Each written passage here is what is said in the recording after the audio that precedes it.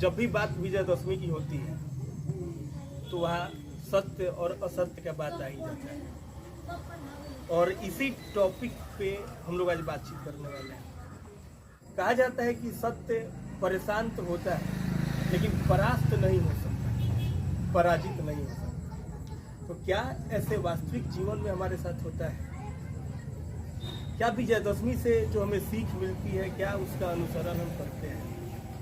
क्या उस पैटर्न पे चलते हैं? हम लोग का जो अपना काम है वो हम लोग का पठन पाठन वाला काम है। इसमें मैक्सिमम विद्यार्थीगण बैठे हुए हैं, शिक्षकगण भी हैं। तो इस स्थिति में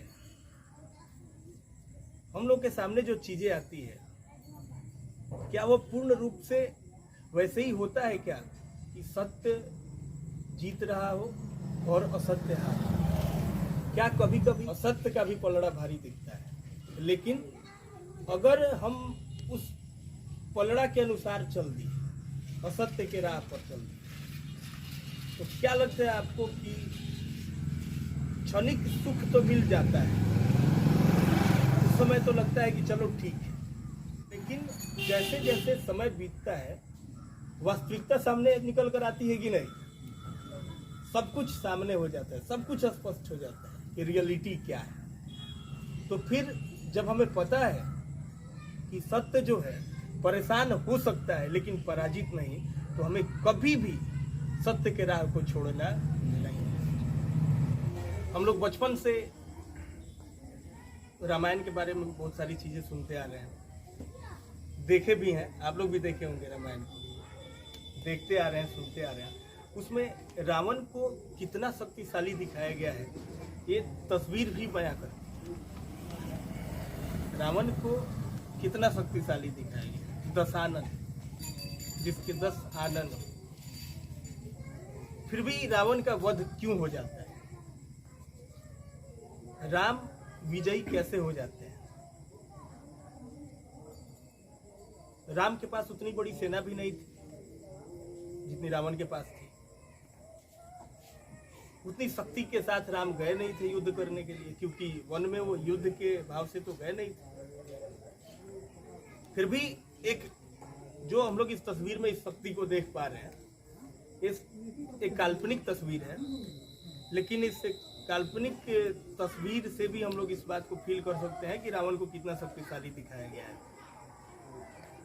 महापंडित रावण के लिए महापंडित की संज्ञा दी जाती है। फिर भी रावण क्यों हार जाता है? हम लोग का यह भी टॉपिक होने वाला है।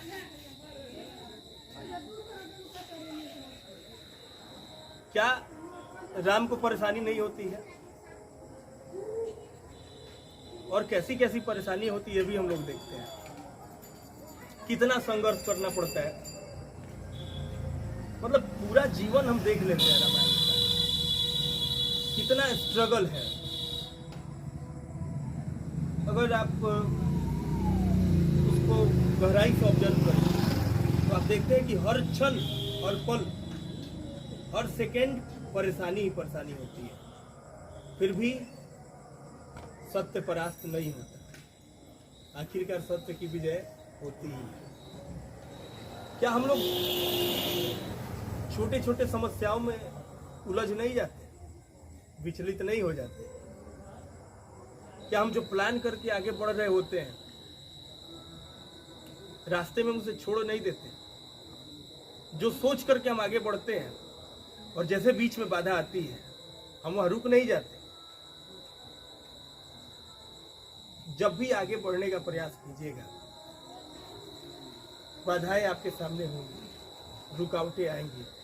अगर रुकावट नहीं आ रही है तो इसका मतलब है कि आप आगे बढ़ने का प्रयास ही नहीं कर रहे। रुकावट तभी आती है जब आप आगे बढ़ने का प्रयास करते हैं। आपके पैर तभी थकते हैं जब आप चल रहे होते हैं। समस्या तभी आती है जब आप समाधान ढूंढ रहे होते हैं।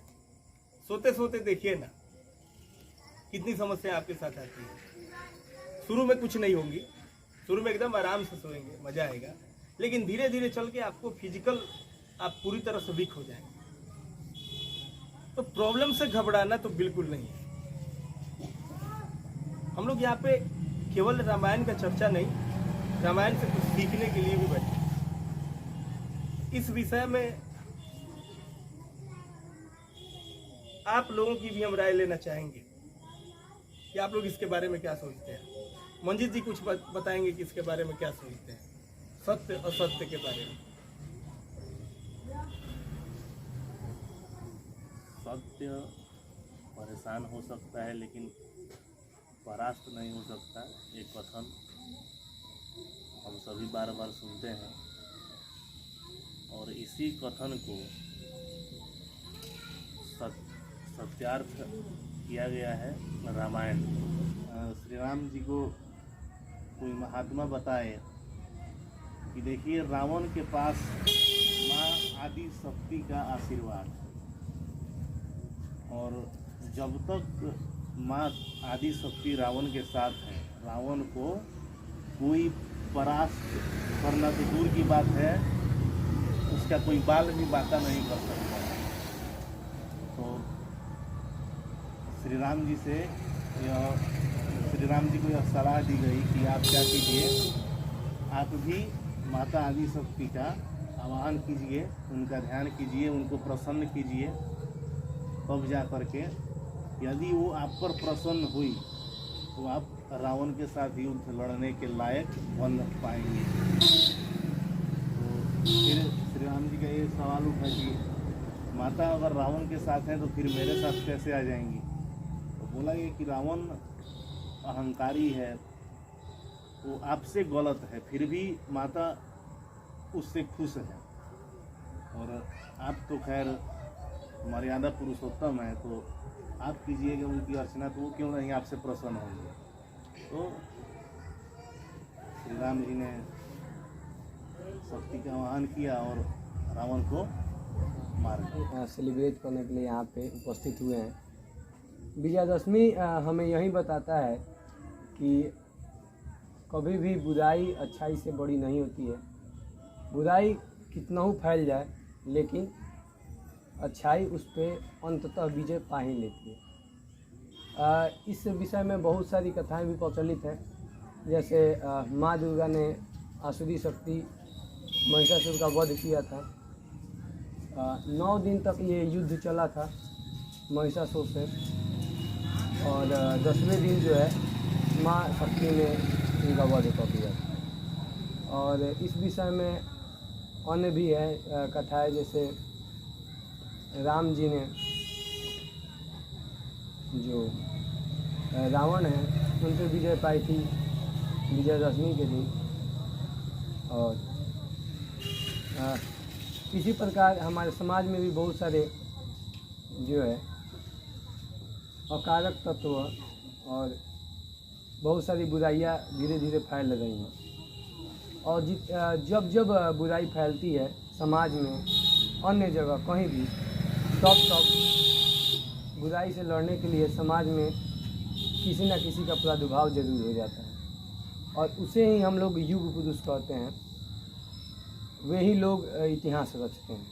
तो कभी भी बुराई को देख के डरना नहीं चाहिए। बुराई चाहे कितनी भी बड़ी क्यों ना हो, उस पर विजय अंततः सच्चाई की ही होती है, और अगर आप सही हैं तो आपकी विजय निश्चित ही होगी। तो विजयदशमी हमें यही प्रेरणा देता है कि बुराई कभी भी बड़ी हो सकती है लेकिन विजय नहीं पा सकती है सच्चाई से। की जीत होती है, मंजीत जी ने कहा, और ये वास्तविकता यही है कि सत्य की जीत होती है और असत्य को मुंह की खाना पड़ता है, यानी असत्य को हारना पड़ता है। विद्यार्थी जीवन में भी आप लोग इस बात को ऑब्जर्व करते होंगे कि जब भी आप अध्ययन करने बैठते हैं, कुछ देर के बाद नकारात्मकता भरती है आपके अंदर, और बहुत सारे नकारात्मक विचार आते हैं, और आपके मन में आता है कि अब हमको आराम करना चाहिए, कल से हमारी पढ़ाई है। नकारात्मक विचार इतना खतरनाक होता है कि वो आपको हिला देता है, आपके सोचने की शक्ति को आपके सामर्थ्य को छिन्न भिन्न कर देता है। लेकिन यदि आप में पेशेंस है, यदि आप में सोचने की क्षमता है, यदि आप सत्य असत्य को समझ चुके हैं कि ऐसा कब होता है, ये सारी समस्याएं हमारे साथ कब आती हैं और कैसे हमें इन सारी समस्याओं को दबा करके आगे बढ़ जाना है, तब आप आगे बढ़ पाते हैं। कैसे समस्याओं का सामना करना है, जब आप सीख लेते हैं तब आप आगे बढ़ते हैं, नहीं तो समस्याएं आपको उलझा देती है। कुंदन जी कुछ बताएंगे इस टॉपिक के बारे में। सत्य की आज जो चर्चाएं हो रही है, वो आज नवमी जो दशहरा बीत चुका है, उसमें हम लोग को बचपन से ही पढ़ाया जाता है सत्यमेव जयते नानुतम सत्येन पंथा विक्तो देवानंद, यानी सत्य की राह से जो है बहुत सारे ऋषिगण और बहुत सारे जो अच्छे अच्छे लोग जो जिनकी गणना श्रेष्ठ संख्याओं में की जाती है, वह सभी लोग जो आज परंपरागत तरीकों से जो आज उन्होंने काफ़ी सिद्धियाँ जो उन्होंने ख्याति प्राप्त की है, वह सारी सत्य के ही रास्ते से हुआ। और सत्य जो है वह कभी परास्त नहीं होता है। सत्य जो होता है वो आपका वो अकेले खड़ा होता है, और असत्य जो होता है उसकी संख्याएं ज़्यादा होती है, क्योंकि असत्य के पीछे मूर्खों का भी झुंड खड़ा होता है। ये विचार थे कुंदन जी के। यह सत्य के पीछे मूर्खों का भी झुंड खड़ा होता है। कभी कभी असत्य के पीछे लाइनें लंबी लंबी लाइनें लगी होती है, जो है कभी कभी भारी दिखता है सत्य पे, लेकिन आखिरकार परिणाम यही होता है कि सत्य असत्य को पीछे छोड़ बहुत आगे निकल जाता है। लेकिन शुरू में ऐसा नहीं लगता। शुरू में तो ऐसे ही लगता है कि जैसे रावण बहुत शक्तिशाली है, उसके पास विभीषण, मेघनाथ जैसे लोग हैं, और भी बहुत शक्तिशाली महारथी थे उसकी टीम में। तो शुरू में तो ऐसे लगता है, और इधर राम दिखते हैं, लेकिन फिर भी राम हमेशा रावण पे भारी पड़ते हैं, यानी सत्य हमेशा असत्य पे भारी पड़ता है। रुपेश का भी हाथ ऊपर था। रुपेश जी कुछ बताएंगे इस बारे में। आज विजयादशमी का अंतिम दिन है। विजयादशमी का नाम सुनते ही मन में आता है विजय। यह विजय का दिन है, जब भगवान राम अहंकारी घमंडी रावण पर विजय प्राप्त किए। उसी के उपलक्ष्य में हम लोग विजयादशमी को बड़े ही उत्साह, उमंग और जोश से मनाते हैं। यह असत्य पर सत्य का जीत होता है, अधर्म पर धर्म का विजय होता है, अत्याचार पर सदाचार का जीत होता है। इससे हमें यही सीख मिलती है कि हमें कभी भी असत्य का मार्ग नहीं अपनाना चाहिए, कभी भी अधर्म के राह पर नहीं चलना चाहिए, कभी भी सद्बुद्धि एवं व्यवहारिक लोगों के साथ रहना चाहिए, जिससे हमें आगे बढ़ने में काफ़ी सहायता मिलती है। जैसे कहा गया है, अपि स्वर्णमयी लंका नामे लक्ष्मण रोचते जननी जन्म भूमिश्च स्वर्गादपि गार्यसे। कहा गया है कि लक्ष्मण कहते हैं, यह लंका सोने की बनी है, फिर भी मुझे अच्छी नहीं लगती, क्योंकि माँ और मातृभूमि स्वर्ग से भी बढ़कर है। इन सभी बातों से यह स्पष्ट होता है कि हमें इसी मातृभूमि पर रहना है, तो हम क्यों अत्याचार करें, क्यों घमंड करें, इस बात का घमंड करें। हमें अभी भी मार्ग पर नहीं चलना चाहिए, सदमार्ग पर चलना चाहिए। इसके पीछे बहुत पौराणिक कथाएं हैं, जैसे कि हम लोग इसी समय से कुछ ना कुछ सुन ही रहे हैं। जैसे सत्य परास्त नहीं हो सकता है, कभी भी असत्य परास्त हो सकता है। भले ही असत्य का पलड़ा कितना भी भारी पड़ जाए, लेकिन अंततः सत्य की ही विजय होती है। और एक और दुर्गा ने विजयादशमी के दिन महिषासुर पर विजय प्राप्त की। इससे भी हमें यह शिक्षा मिलती है कि कभी न कभी सत्य की ही विजय होती है, कभी न कभी धर्म पर चलने वाले व्यक्ति की ही विजय होती है। बिल्कुल बिल्कुल सही कहा रुपेश ने, और इनका बोलने का तरीका भी बहुत अच्छा है। रुपेश बता रहे हैं कि लक्ष्मण जी कहते हैं सोने की लंका मुझे अच्छी नहीं लग रही, मातृभूमि पसंद है। यह बात जब भी हम लोग सोचते हैं इस विषय में तो ये अच्छा लगता है, बहुत अच्छा लगता है कि हमें बहुत बड़े महलों में बिठा दिया जाए तो, और अगले दिन फिर जब हम अपने मातृभूमि पे आते हैं तो दोनों में एक बहुत बड़ा सा फर्क दिखता है। वो बहुत बड़ा महल जो है उसमें नींद नहीं आती अपनी मातृभूमि के सामने। अपनी मातृभूमि की खुशबू ऐसी है जो हम कहीं भी रहे खींचती है। तो अपना प्रेम जो है अपनी मातृभूमि से बना करके रखना चाहिए। और माँ दुर्गा का भी इन्होंने चर्चा किया, महिषासुर पे विजय प्राप्त की थी, तो हम सभी माँ दुर्गा को भी नमन करते हैं। और नवरात्रि समाप्ति के बाद विजयादशमी पे आज हम लोग चर्चा कर रहे हैं और सत्य असत्य के भी बारे में चर्चा कर रहे हैं। इस विषय पे और कोई कुछ कहना चाहता है यहाँ पे बैठे लोगों में? जब हम रामायण की चर्चा करते हैं और हार जीत की बात करते हैं, उस कंडीशन में अगर यूनिटी की बात नहीं हो तो बेईमानी हो, कुछ लगेगा कि अधूरा रह गया। बचपन से हम लोग पढ़ते आ रहे एकता में बल है, एकता में बल है। यह बल स्पष्ट कब होने लगा? जब इस चीज की समझ हमें विकसित होने लगी कि एकता होता क्या है और इसमें बल कैसे होता है। एक आदमी यदि 50 केजी का वजन उठा सकता है और एक आदमी और 50 केजी का वजन उठा सकता है,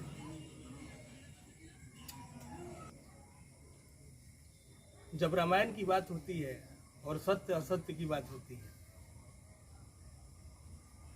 उसमें एकता की बात नहीं की जाए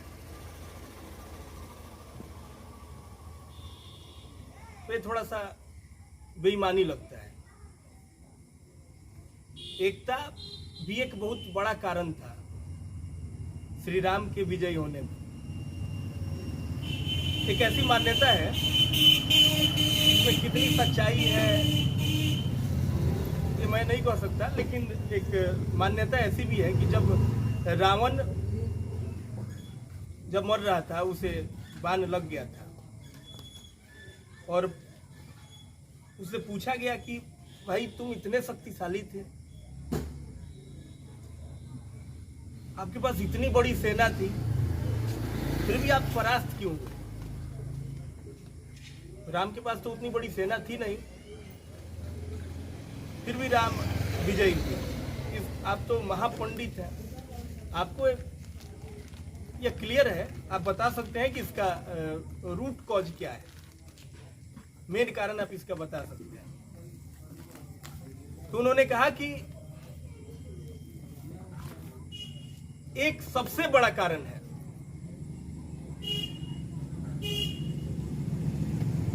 कि मेरा भाई जो था वो मेरे साथ नहीं था और श्री राम के भाई जो लक्ष्मण थे वो श्री राम के साथ थे। एक मेरा भाई यदि मेरे साथ होता तो फिर वो बात जो राम को पता चली विभीषण से कि कहाँ तीर लगेगी मुझे तो मेरी मृत्यु हो जाएगी, यह विभीषण को पता था और मंदोदरी जानती थी। मेरा भाई मेरे साथ नहीं था, यह मेरे पराजय का सबसे बड़ा कारण था। यह बात भी हम लोग को काफी कुछ सिखा देती है। कभी भी यूनिटी से हटना नहीं चाहिए, कभी भी हमें एकता को छोड़ना नहीं चाहिए, क्योंकि एकता जो है बहुत बलशाली टॉपिक है, बहुत बलशाली है। एकता में बहुत बल है। जहाँ पे एकता है वहाँ विज्ञान का नियम फेल हो जाता है। यदि 50 केजी उठाने वाले व्यक्ति, एक व्यक्ति यदि 50 केजी वजन उठाता है, दूसरा भी समान 50 केजी वजन उठाता है, और जब दोनों मिल करके उठाते हैं तो वहाँ विज्ञान फेल हो जाता है, क्योंकि वो 100 केजी से ज़्यादा उठा लेते हैं। ऐसा नहीं होता कि दोनों की क्षमता 50 केजी उठाने की है तो दोनों मिल करके उठाएंगे तो 100 केजी उठाएंगे। वो 100 से ज़्यादा उठा लेते हैं, 120, 130, 140 ऐसे उठा लेते हैं। वो क्षमता बढ़ जाती है। एकता में बल है, यूनिटी में बहुत पावर है, तो हमें एकता को छोड़ना नहीं है। अब यदि हम लोगों के बीच कोई प्रकाश डालना चाहे, कोई कुछ कहना चाहे, तो अपनी बात को रख सकता है, क्योंकि इसके बाद हम लोग कार्यक्रम को आगे बढ़ाएंगे और इसके बाद का जो हम लोग का कार्य है उसके तरफ हम लोग रुख करेंगे। यदि कोई कुछ कहना चाहे इस टॉपिक पे तो कह सकता है। ऐसे अभी का समय हम लोग का बहुत खूबसूरत रहा। हम लोग कुछ देर से हम लोग की बातें हो रही है इस पर, और सबने अपने अलग अलग विचार रखे। कुछ लोगों ने अपना विचार रखा है और बहुत मज़ेदार विचार रखा है, बहुत अच्छा लगा है। इसके बारे में आदर्श जी कुछ बोलना चाहते हैं, वो अपना विचार रख सकते हैं। विजयादशमी का नाम सुनते ही हम लोगों के हृदय में, हमारे शरीर में, हम लोगों के मन में विजय के प्रति निष्ठा जागृत होती है। हम लोग विजयादशमी का नाम सुनते ही विजय अर्थात असत्य पर सत्य की जीत, अंधकार पर प्रकाश की जीत और मृत्यु पर अमर की जीत होती है। इसके बारे में, इसके उपलक्ष्य में कहा गया है कि अस्तो माँ सदगम्य मृत्योर्मा मृतगम्य तमसो माँ ज्योतिर्गम्य, अर्थात हे ईश्वर, हमें असत्य से सत्य की ओर ले चलो और मृत्यु से अमरता की ओर ले चलो, अंधकार से प्रकाश की ओर ले चलो। सत्य की जीत होती है, ये हम लोग सुनते आ रहे हैं, लेकिन कभी कभी असत्य का पलड़ा भी भारी पड़ जाता है, क्योंकि सत्य को अगर अपनाना है तो सबसे पहले हमें अपने मन से असत्य को दूर करने का उपाय सोचना है, क्योंकि असत्य पर चलने से व्यक्ति कभी भी आगे नहीं बढ़ सकता है, और सत्य राह को अपनाने से ही कोई भी व्यक्ति आगे बढ़ सकता है और विकास कर सकता है और अपने समाज को भी आगे बढ़ा सकता है। स्वर्णमयी लंका न मिले ना, अवधपुरी की धूल मिले, सोने में है कांटे चुभे, मिट्टी में है फूल खिले। भगवान जो राम थे, उन्होंने रावण का वध करने के लिए बहुत से प्रकार अपनाए, बहुत विधियों से उनको पराजित करने का सोचा, लेकिन इनकी सब प्रयास विफल रही, क्योंकि रावण के साथ माँ शक्ति का आशीर्वाद था, माँ शक्ति का उनके साथ सहयोग था। इसलिए राम की जो सारी शक्तियाँ थी वो रावण पे कमज़ोर पड़ गई थी। राम को भी लगा कि हम अगर ऐसे करते रहेंगे तो कभी भी रावण को हरा नहीं सकेंगे, रावण को पराजित नहीं कर पाएंगे, लेकिन राम ने अब धैर्य से रावण को हराया और इस उपलक्ष्य में हम लोग विजयादशमी का पर्व मनाते हैं। राम जी अगर धैर्य ना रखते और अपने क्रम के प्रति निष्ठा नहीं रखते तो ये आज संभव नहीं हो पाता, और सत्य और असत्य, जो असत्य का पलड़ा है, हमेशा भारी रह जाता और सत्य की जीत नहीं हो पाती। इसलिए हम अपनी बातों को यहाँ पे समाप्त करेंगे। चलिए, थैंक यू। अब इसके बाद हम लोग अगले कार्यक्रम की तरफ रुख करते हैं। Happy Vijayadashami. Happy Vijayadashami. Happy Vijayadashami, happy Dussehra.